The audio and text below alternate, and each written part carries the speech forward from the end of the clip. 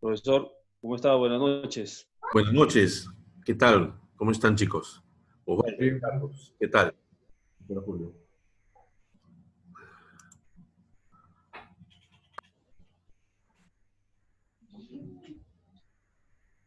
Eric, buenas noches.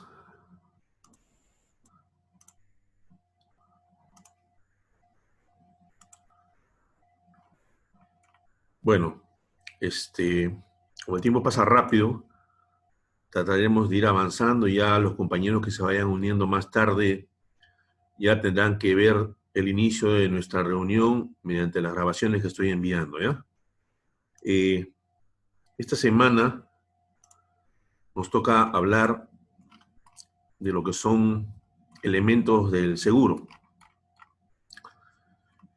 Eh, Estos elementos, si no existieran, no existiría el seguro. El primero de ellos es el riesgo, ¿ya? El riesgo es un fenómeno que nadie lo desea porque afecta moral y económicamente al hombre, ¿no? Eh, Hablando en términos económicos, el riesgo es la falta de certeza sobre el acontecimiento de una pérdida, ¿no? O sea, no se sabe en qué momento, ¿no? Va a ocurrir ni cuándo. Eh, Esta incertidumbre e inseguridad, ¿no? Denotan un aspecto subjetivo, ¿no? Representan la reacción humana a la falta de certeza de la cual nace la discusión, la esperanza, la duda, ¿no? Pero también la disputa del miedo, la defensa, el fracaso y el atraso, ¿ya? Eh, También tenemos lo que es la probabilidad, ¿ya? Eh, Dicho lo anteriormente, se tiene que diferenciar el grado de incerteza o incertidumbre sobre una pérdida. Entonces, con la probabilidad de que ocurra una pérdida. Si el grado de probabilidad es 100%, la incertidumbre es cero. Entonces, por lo tanto, estamos hablando de un riesgo que se va a materializar definitivamente en un siniestro. Y ese no es el espíritu del seguro. El cálculo de probabilidades tuvo su origen en los juegos de azar y su evolución nos permite hoy, por ejemplo, en los seguros de vida calcular la mortalidad con bastante exactitud a base de la experiencia, ¿no? Porque los factores varían muy lentamente. En los seguros de riesgos generales hay que basarse mucho más en aproximaciones porque los factores que producen los eventos están constantemente en movimiento. Eh, Otro de los elementos del seguro, como consecuencia de lo ya expuesto, es la ley de los grandes números, ¿no? El valor matemático que se le asigna a los riesgos se averigua considerando y tabulando un gran número de casos similares, ¿no? El número de veces que sucede el hecho, considerando dividirlos por el número de casos investigados en el riesgo matemático de que el hecho ocurra para cualquier caso en particular, ¿no? La ley de los grandes números se hizo posible a la observación humana e hizo del seguro una institución, ¿no? Según los estudios, a mayor número de exposiciones, más se cumple la probabilidad. Es como cuando tiramos una moneda al aire, ¿no? La probabilidad de que salga cara o sello es 50%. Pero conforme vayamos avanzando, ¿no? En hacer muchas más pruebas, muchos tiros al aire de esta moneda, se van a llegar a establecer estadísticas que determinan que sale más cara o sale más sello, o inclusive podría llegarse a una certeza de que solamente con esta elevación de la cantidad de números es que los matemáticos o actuarios de las compañías de seguros aplican esta ley de los grandes números, ¿no? Para poder establecer las primas que se deben de cobrar. Entonces, a mayor cantidad de bienes expuestos a un riesgo, ¿no? Y al saber cuántos son los que normalmente se siniestran en una vigencia anual, entonces mayor certeza se tendrá para proyectar cuánto de siniestralidad tendríamos desde el año pasado, ¿no? Al futuro, ¿no? Entonces, eso es lo que permite esta ley de los grandes números, ¿no? Poder llegar casi, no al 100% una certeza, pero en un porcentaje bastante significativo, ¿ya? Para los fines de este curso, se debe considerar el riesgo como un riesgo financiero o incertidumbre de pérdida económica, ¿ya? Tenemos que distinguir entre lo que es un riesgo puro y un riesgo especulativo, ¿ya? El riesgo especulativo es el que te promete una ganancia y la posibilidad de una pérdida. En cambio, el riesgo puro es la única perspectiva de perder o no perder, ¿ya? Por ejemplo, el riesgo de que un incendio destruya por completo el hogar es un riesgo puro, ¿no? Porque la única posibilidad es que la casa se queme, ¿no? Sufriendo una pérdida o que no se queme, ¿no? En este caso no se pierde ni se gana nada en este caso. No existe posibilidad de beneficio en un riesgo puro. Sin embargo, los riesgos especulativos, ¿no? Se tratan normalmente con técnicas comerciales, ¿no? Y se refieren, como ejemplo, a los juegos de casino o los juegos de azar, ¿no? Donde arriesgando el dinero hay una posibilidad de una ganancia, ¿no? Hay también dentro de estos elementos del seguro riesgos fundamentales, ¿no?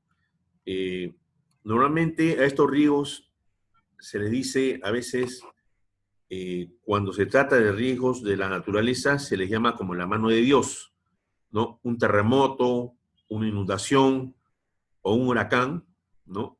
Son riesgos fundamentales que provienen de fenómenos físicos y se les llama también actos de Dios, ¿no? Entonces, es importante tomar en cuenta ello, ¿ya?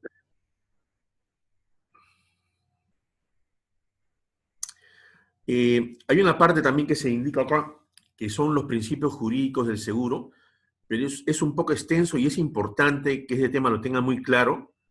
Esto lo vamos a hacer en la siguiente clase, ¿ya? Porque nos va a llevar prácticamente todo el tiempo para exponer los principios del seguro, ¿no? Que son los bastiones sobre los que soporta, ¿no? El seguro.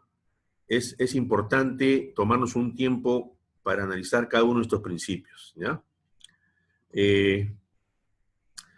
Si ustedes han tenido el tiempo de leer el recurso de lectura, hay una clasificación de seguros, ¿no?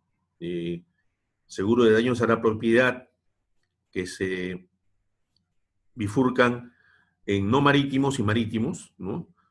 Los marítimos obviamente son los que se refieren al seguro de transporte de mercaderías y cascos, ¿ya? Y los no marítimos son todos aquellos, ¿no? Como incendio, robo, deshonestidad, ramos técnicos que a su vez se subdividen en rotura de maquinarias, CAR, que es Construction All Risk, EAR, que es Erection All Risk, EE, que es equipo electrónico, y TREC, todo riesgo para equipo de contratistas. Luego sigue el seguro de aviación, animales, lucro cesante, vehículos y transporte terrestre, ¿ya? Después, una clasificación de los seguros, ¿no? Se da también por daños al patrimonio, ¿no? Los cuales a la vez se subdividen en una responsabilidad civil, un lucro cesante o cauciones y cartas de garantía. Estos tres a su vez se subdividen la responsabilidad civil en esta contractual, patronal, RC de productos o RC profesional y RC de errores u omisiones. El lucro cesante se subdivide en gastos fijos, utilidad neta y gastos fijos más utilidad neta. Cauciones y cartas de fianza mayormente son en base a contratos, funcionan en aduanas, ¿no? Para todo lo que sea temas de garantías que tengan que extenderse, ¿no? Por obras en las cuales se tengan que tomar ese tipo de seguros, ¿no? Mayormente cubren lo que es la acción de una persona que deja de cumplir o deja de pagar, ¿no? Una obligación, ¿ya? Después también hay seguro de daños personales que se subdividen en seguros de vida, de salud, invalidez, ¿no? Y estos a su vez tienen toda una bifurcación un poco larga. Les sugeriría que le den una mirada a estas divisiones que les estoy mencionando para que tengan una idea de la amplitud del seguro, ¿ya? Ahora, en lo que es los criterios que hay que tomar para asegurar, ¿no? Se indican en principio 4, ¿no? Que deben ser un gran número de exposiciones homogéneas similares, ¿no? La posible pérdida debe ser definida y mesurable, o sea que debe ser cuantificable, debe ser en dinero, ¿no? Mesurable, ¿no? La pérdida debe ser por causas accidentales y o fortuitas, y la probable pérdida debe ser significativa, ¿ya? Estas técnicas tienen unos métodos o técnicos de control, ¿no? Uno de ellos, o dos de ellas, son conocidas como deducibles y franquicias. Pero detengámonos acá un momento para poder diferenciar qué cosa es un deducible y qué cosa es una franquicia. El deducible es aquel importe que se deduce de todas maneras de una indemnización. Sabemos que hay siniestros de pérdidas parciales que muchas veces van a estar asumidas por el deducible, porque no llegan al monto mínimo indicado en la póliza. Igual en las franquicias. En las franquicias, este método de control es para que no pasen todos los siniestros de importes menores, ¿ya? Pero en los deducibles, al momento de indemnizar, por ejemplo, si tienes un deducible de $100 y una pérdida de 500, entonces, ¿qué hace la compañía de seguros? 500 menos el deducible de 100, te paga 400, ¿ya? Pero en franquicia, la franquicia funciona de manera diferente, ¿ya? Si tenemos el mismo ejemplo de una franquicia de $100 y una pérdida de 500, ¿qué pasa acá? Si la pérdida, en vez de 500, fuese $50, ¿no? Estaría en ese rango de los 100 y no pasaría. Pero si fuese la pérdida, los $500 y con franquicia de 100, en este caso la compañía de seguros te paga el íntegro, ¿ya? Te paga los $500. Esa es la diferencia que existe entre una franquicia y deducible. ¿Hasta acá lo tienen claro o les explico nuevamente porque ese tema es importante, que sepan cuál es la diferencia entre un deducible y una franquicia? Julio, una consulta. Y Osvaldo. Este, entiendo lo del deducible. El tema de la franquicia, digamos, Sí, si el monto a pagar es $500, sí. entiendo que el cliente tiene que pagar los $100 y te pago los 500 como compañía. En franquicia no. En franquicia es, si pasas ese rango de 100, te pago el ¿Ya? 100% de tu pérdida, no te deduzco nada. Ah, ya. Ya, ¿Ya? Esa ya. es la diferencia. Claro, ¿Por qué? el Porque la deducible, franquicia es como una frontera, ¿no? Todos o aquellos sea, siniestros que caen debajo de la franquicia, ahí nomás quedan, ¿no? Igual como en ya, el deducible, hasta ahí son iguales. Pero en el deducible sí definitivamente te hacen ese descuento, ¿no? claro, Si te tienes lo un deducen, deducible de tal $100, cual. tienes una pérdida de 100, la compañía de seguros te indemniza 400. Pero si es franquicia, tienes una franquicia de 100 y tienes una pérdida de 500, la compañía de seguros te paga los 500. Ya, excelente. ¿Sí? Gracias. Esa es Sí. la gran diferencia. Todo lo demás han entendido lo que he explicado o lo vuelvo a explicar porque para mí es sumamente importante que ustedes tengan ese tema claro. ¿Ah? Ok, entonces continuemos. Eh, Hay una determinación del valor asegurable, ¿ya? Y estos términos también son importantes. El valor asegurable se define como la cantidad que corresponde al valor de reconstrucción o al valor de reposición reemplazo o valor a nuevo, ¿ya? O sea, ese es lo que es el valor de mercado, ¿ya? El valor de reconstrucción es la cantidad de dinero que exigiría, ¿no?, construir o reconstruir un edificio nuevo igual al inmueble asegurado, con iguales áreas construidas, todo igual, terminados, acabados, diseños, estructura y ubicación, ¿no? Ese es el valor de reconstrucción. El valor de reposición, reemplazo o valor a nuevo es la cantidad de dinero que exigiría la adquisición de un bien nuevo de la misma clase, marca, modelo, capacidad y características. Pero acá se pueden incluir inclusive los gastos del montaje del bien, transporte y los derechos de aduana si los hubiere en el caso de que se tenga que importar, ¿ya? En este caso, no se incluye ninguna depreciación por edad ni por uso o estado de conservación, ¿ya? Y el último valor que se tiene es el valor de costo, ¿no? Mayormente esto se aplica para lo que son existencias, o sea, mercaderías, ¿no? Cantidad de dinero que exigiría la reposición de las existencias, ¿no? Cuando hay ciertos bienes que tienen un valor de privilegio, esto quiere decir tienen un carácter histórico, es artístico, ¿no? De repente un valor sentimental, existe la figura del valor convenido entre el asegurado y el asegurador. Normalmente esto se aplica para obras de arte, joyas y otros por el estilo similar, ¿no? Este criterio, en forma excepcional, ¿no?, se aplica inclusive en algunos edificios cuyas características de diseño y construcción a la fecha son irreproducibles, ¿ya? El valor convenido también se aplica cuando no es posible determinar un valor de reconstrucción. El momento que se habla de valor convenido quiere decir que es un acuerdo entre el asegurado aceptado por la compañía de seguros. Es acuerdo entre el asegurado y el asegurador. Ahora, hay unas modalidades de cobertura, ¿ya? Y acá quiero que me presten atención nuevamente, por favor. Por ejemplo, en las pólizas se habla de toda y cada pérdida por evento, ¿no? La suma asegurada que lleva esta indicación es para cada evento o siniestro.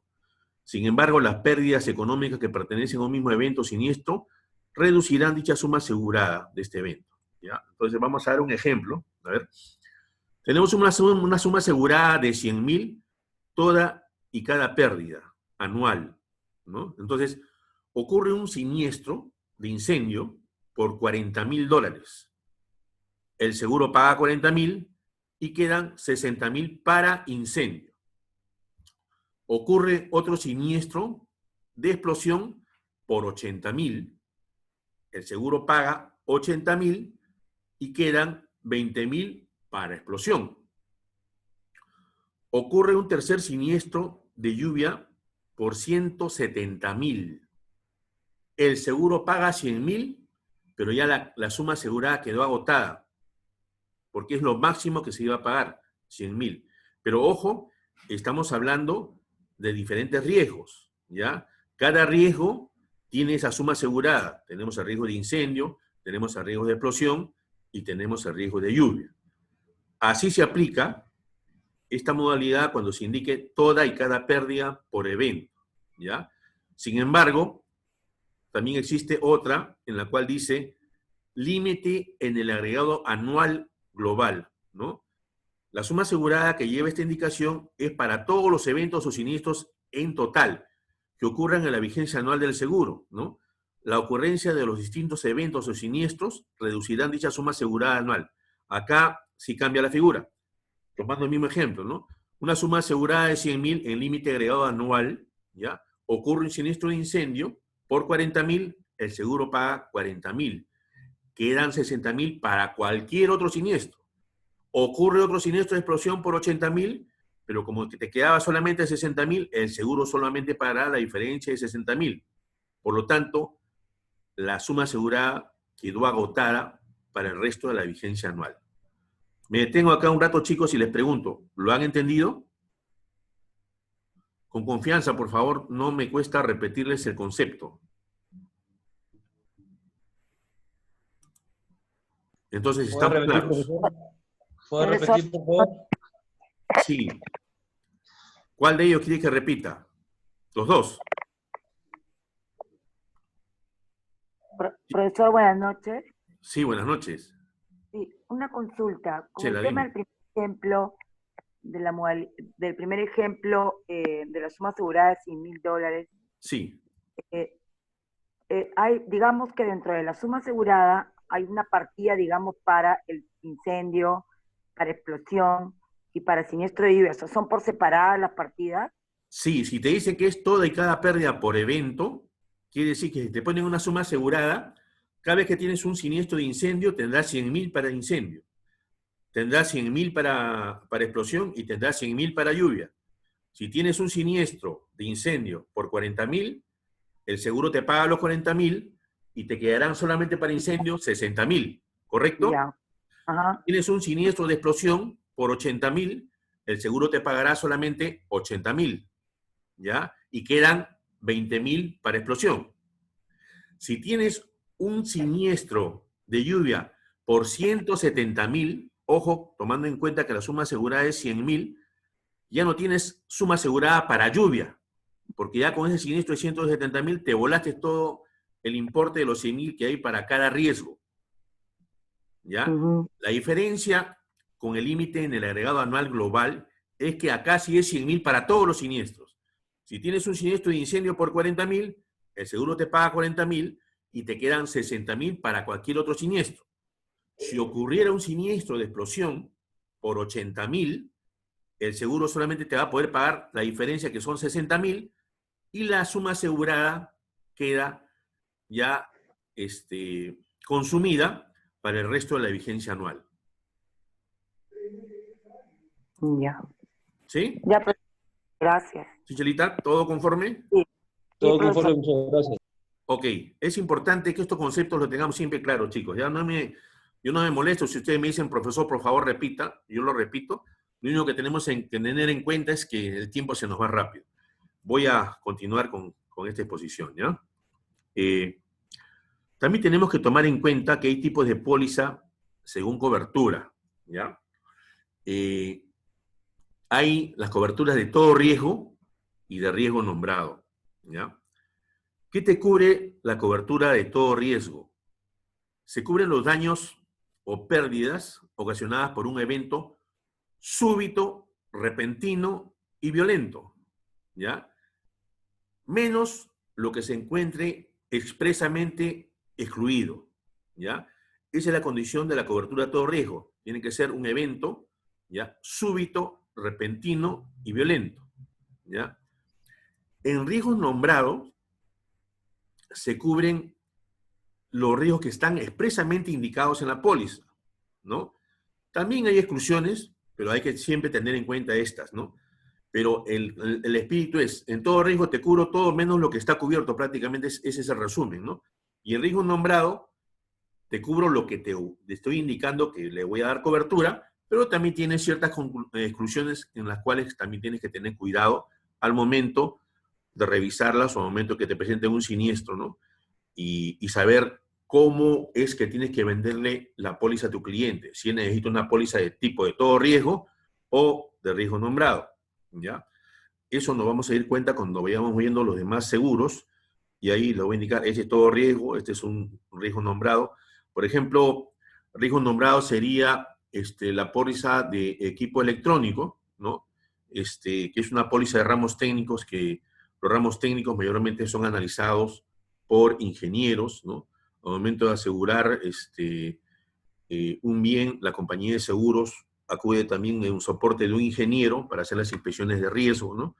Entonces, inclusive dentro de estos ramos técnicos tenemos lo que es CAR, ¿no? Que es Construction All Risk, que es mayormente para edificaciones, al momento de lo que vas a construir. El EAR, que es el seguro de montaje, cuando vas a montar una maquinaria. Perdón, disculpen, ¿no? Entonces, esos tipos de seguros son muy técnicos, y mayormente, qué mejor que un ingeniero que está al tanto de todas las normas y los ISOs con los cuales tiene que contar estos procedimientos de construcción y de montaje, ¿no? Ahora, este es otro acápite en el cual a veces es un poquito, en la primera explicación entenderlo es un poquito confuso, ¿ya? Pero vamos a hablar de tipos de póliza de acuerdo a las sumas aseguradas, ¿ya? Tenemos en el mercado asegurador peruano, ¿no? Hasta 4 tipos de pólizas por suma asegurada. La primera que les quiero comentar es la que indica a valor total.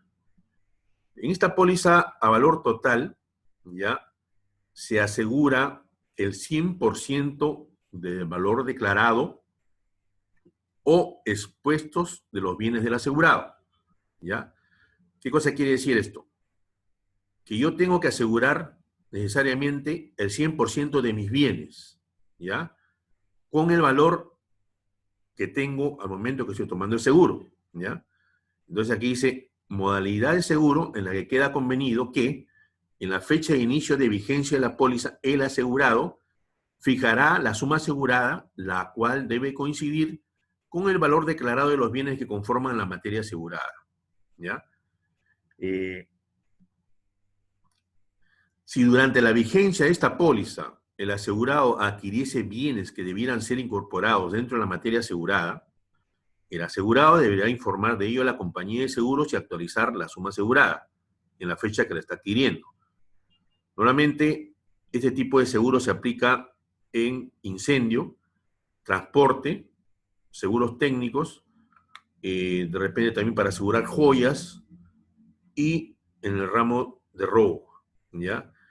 Pero si al momento de ocurrir un siniestro se verificara que la suma asegurada es menor al valor declarado en póliza, se aplicará la regla proporcional o también conocida como prorrata.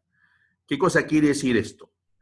Que se aplica la siguiente fórmula: suma asegurada, ¿ya?, entre el valor asegurable o valor comercial real del bien por la pérdida, ¿ya? Al hacer esta fórmula, va a resultar que si la suma asegurada es el 50% del valor declarado, o sea que está en infraseguro, ¿ya?, en ese mismo porcentaje te pagarán tu pérdida, ¿ya?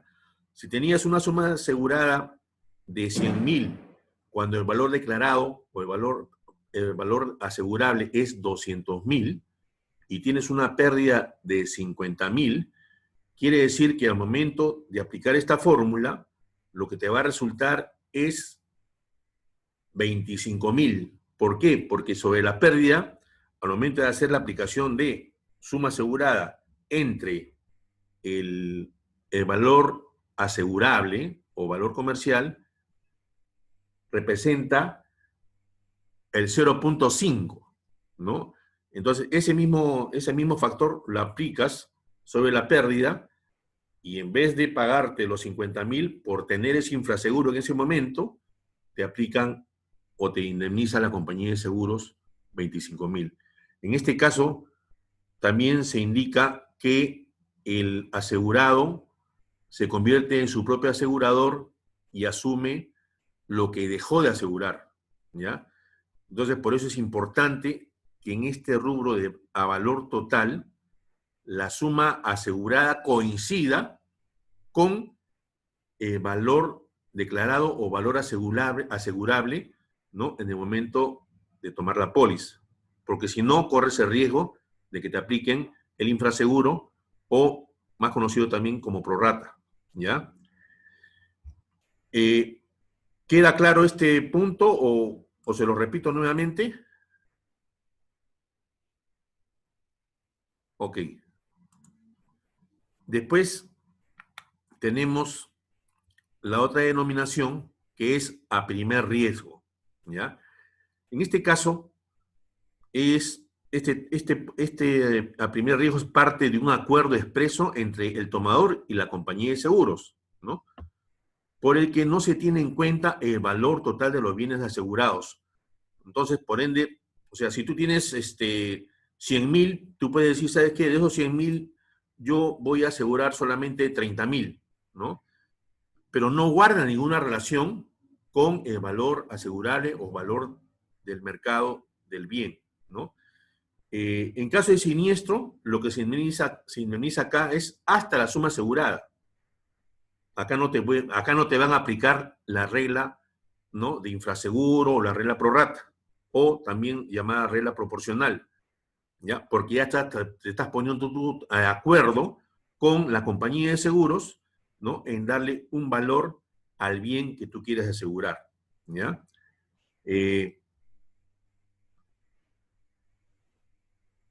Un ladito, señores, un ladito. Ok. Dice, por ello, la suma asegurada, en este caso al primer riesgo, es siempre inferior al valor total de los bienes sujetos a riesgo, o sea, de los bienes que están expuestos a riesgo, ¿no? Pero representa la mayor capacidad de daño previsible según sean los bienes y el riesgo cubierto. O sea, el asegurado dice, ¿sabes qué? Ok, yo tengo un bien, pero yo sé que este bien nunca se me va a siniestrar al 100%, pues, ¿no? Porque no tengo ese riesgo expuesto. Entonces, yo digo, ¿sabes qué? Bueno, calculando, en el peor de los casos, como nunca va a tener una pérdida total, ¿no? Nunca se me va a perder el bien al 100%, no tengo por qué asegurarlo al 100%. Aseguro solamente una parte, ¿ya? Ese es el espíritu de primer riesgo. Ahora, hay dos riesgos más, ¿no?, que se expresan y que son a primer riesgo relativo y a primer riesgo absoluto. Por eso es que esta parte de primer riesgo es un poco denso, al principio es un poquito confuso poder entender, pero conforme vayamos avanzando, vamos a seguir dando más ejemplos, ¿ya? Para que ustedes puedan tener el concepto claro. Ahora no creo que lo puedan asumir, pero vayamos revisando poco a poco. Después de este primer riesgo, ¿ya?, existe el primer riesgo relativo, ¿ya? Acá se asegura como suma asegurada una parte del 100% del valor declarado. Acá sí tienes que declarar el 100% de tus bienes, ¿no? Y indicar que vas a asegurar el 50, el 60, el 70, el 80 o el 90%.